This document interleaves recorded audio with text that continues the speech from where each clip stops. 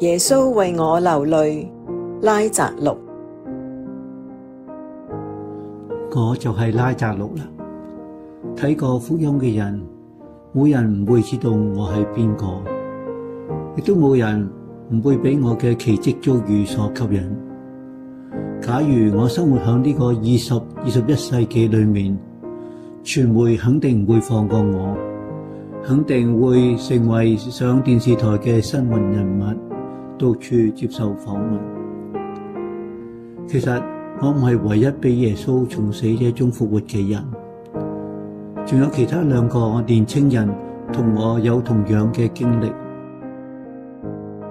一個就係會堂長雅伊洛嘅女兒，佢一個12歲嘅女仔，剛剛病死咗就俾耶穌呼喚甦醒咗啦。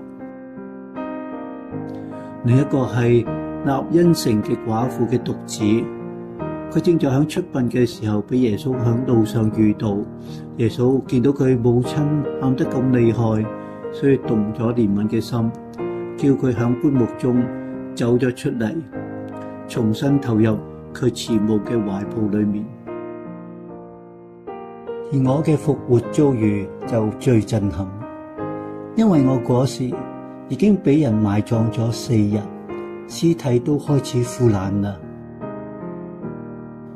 話分兩頭，雖然我嘅知名度高，但係我響福音裏面就冇記錄我嘅一言半語、一個動作或者一絲感受。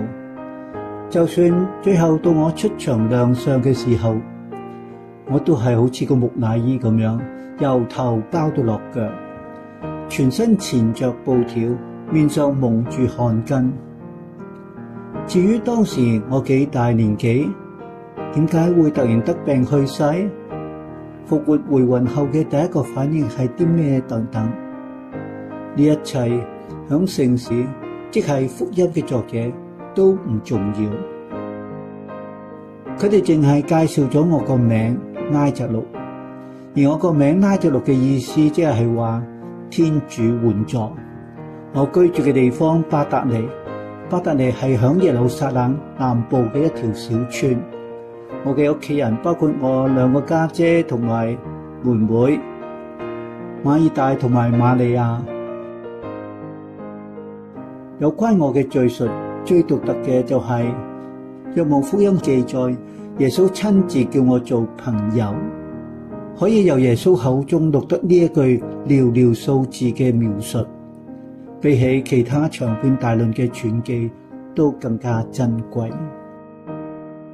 唔好以為耶穌係個唔食人間煙火、冷漠孤高嘅獨行俠，相反，佢就係厄馬奴爾，即係嗰個與人同在嘅天主。佢時常響人群中出沒、宣講、行奇蹟、訓誨。耶穌有教無類，成人或者係小朋友，男人或者女人，義人或者罪人，猶太人或者外邦人，窮人或者有錢人，有權勢或者係卑微弱小嘅人，都係佢施教嘅對象。佢投入平常人嘅生活、工作，對於人嘅喜樂同憂傷、奮鬥同埋成就，耶穌都感同身受。從佢嘅言行舉止中流露出一份濃郁嘅人情味，同埋佢對生命嘅熱愛。佢能夠與樂者同樂，與哀者同哀。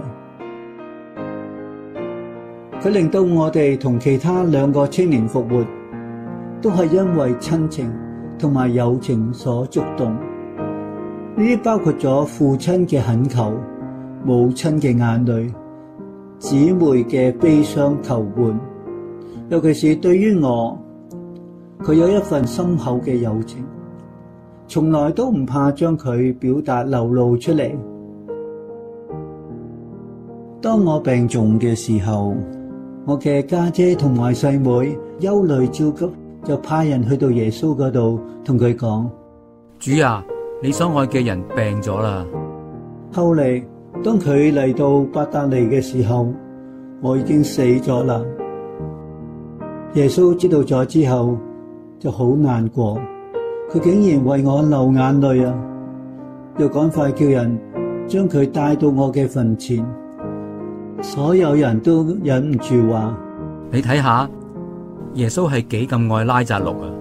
耶穌對我嘅情深意重係有目共睹嘅。回想呢一份友情，其實好平淡、簡單，毫無激動，亦都毫無波折。我唔能夠斷言話我同埋我兩姊妹三人係耶穌嘅最好嘅朋友。其實每一份友誼都有獨特嘅，好難作為比較。我亦都唔敢講耶穌最中意嚟我哋嘅屋企作客，款待過耶穌嘅人或者家庭都好多，請過佢食飯嘅人亦都唔少。我哋只係覺得佢等我哋屋企好自然自在，無拘無束。佢嚟嘅時候唔使預約，亦都唔需要預先通知。佢知道我哋屋企嘅門時時為佢敞開，無論佢乜嘢時候嚟，單獨或者同埋門徒一齊嚟，佢都會受到親切嘅歡迎。村裏面嘅孩童就係最先察覺到佢嚟臨嘅一群。每當佢走近村口嘅時候，佢哋就蜂擁而上去歡迎耶穌。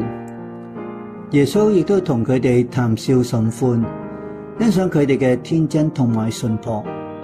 我哋一聽到佢入咗村，就興奮歡迎。瑪利亞就係最開心嗰個，佢立即搬好桌椅，好似小學生等老師嚟上課一樣，預備聆聽耶穌。馬爾大就會趕緊跑入廚房，將最好嘅嘢攞晒出嚟，點起爐灶，整呢樣整嗰樣，忙到氹氹轉。講返轉頭，我哋三個人都希望呢份清高嘅友誼能夠天長地久，無止境咁發展落去。希望我哋嗰份斗室小聚嘅溫馨常伴此生。但係響我哋心底深處，我哋早已經知道會此情不再。我哋深知伯達尼呢個小天地留唔住主耶穌，我哋嘅友誼唔會使佢亂斬，因為佢嘅使命超越時空，亦都超越親密朋友嘅小圈子。佢嚟係為咗拯救整個宇宙、整個歷史、整個人類。我哋小小嘅腦袋冇辦法容納佢嘅大計，好多時候佢嘅言行舉止使到我哋覺得奇妙莫測，就好似我患咗重病嘅時候，我哋三個人絞盡腦汁都諗唔通，主耶穌點解接到消息之後仲慢條斯理咁響加里肋亞耽誤時間多逗留2日。佢如果既然係愛我嘅，點解又會故意遲到呢？點解等我死咗之後先至響我墳前流眼淚呢？馬爾大同埋瑪利亞後來亦都忍唔住要當面同佢講：如果你喺度，我嘅兄弟就一定唔會死。響語氣當中流露出有啲對耶穌嘅責怪。而我呢，我等唔切向耶穌發問，但係響我4日埋藏響墓穴裏面，使我對事情、對人生、對天意有更深、更全面嘅睇法。我唔敢講，我依家就能夠明描一切，亦好難向人解釋我究竟體會咗啲咩嘢，理解咗啲咩嘢。響世上能夠有再生緣嘅人究竟有幾多？從來世歸回此世，死而復生嘅經驗又可以同邊個分享？耶穌響墳前大聲呼喊說：拉匝祿，你出嚟！耶穌將我從死亡嘅沉睡中叫醒，係朋友嘅呼聲，亦都係生命主宰嘅呼喊聲音，既熟悉又生疏，既近亦遠。耶穌冇響我病危嘅時候趕到，將我救治，係因為佢喺我身上有更奇妙嘅計劃。耶穌要透過我顯露天主嘅無比威能。耶穌亦都要藉住我嘅死同埋生，令到所有嘅人相信佢就係復活，佢就係生命。喺我復活之後，我哋屋企嘅訪客就絡繹不絕，大家都想一睹復活之後我嘅廬山真面目。從此我就避唔開好奇嘅目光、怪誕嘅問題。咁耶穌呢？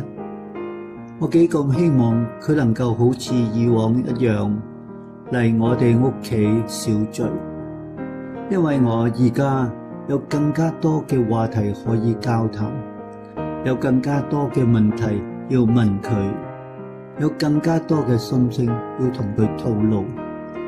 我哋更加渴望聆聽佢嘅教導。不過佢唔會再嚟啦。佢向我身上顯嘅奇蹟，催化咗經師同埋司祭對佢嘅仇恨。佢哋已經立即召集議會，決定要逮捕佢，殺害佢。我嘅重生間接地為佢帶嚟殺生之禍，成為咗佢苦難死亡嘅導火線。我幾咁想佢知道，依家我開始明白，佢就係生命，佢確確實實咁獻出自己嘅生命，為使所有人能夠獲得生命。我幾咁想佢知道，我開始了解，原來我嘅死與復生係耶穌逾越奧蹟嘅標記。我幾咁想再見到佢，但係佢唔會再嚟啦。佢嘅路途唔會再經過伯達尼，而係前往耶路撒冷，邁向加爾瓦略山。